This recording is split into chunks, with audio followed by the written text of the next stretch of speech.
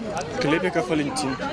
Африкян Эдуард. Так, поделитесь впечатлениями от игры, от турнира.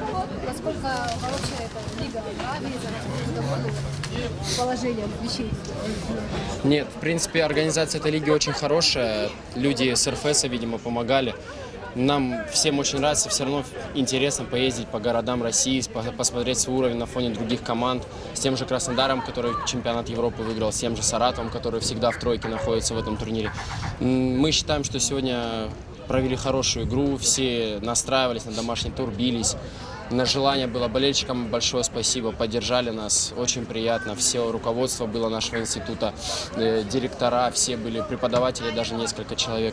Спасибо всем огромное, будем стараться дальше. Завтра также игра, всех ждем. Спасибо.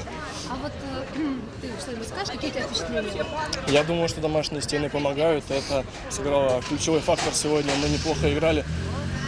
И, я думаю, заслужили победу сполна перед своими болельщиками, перед всеми преподавателями, ребятами, кто собрался поболеть.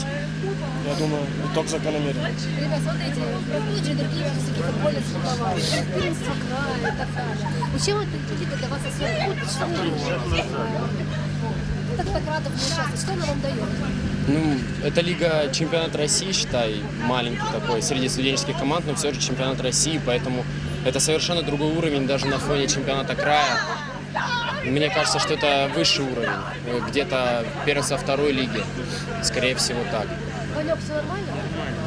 Спасибо большое, мы за вас рады. Спасибо.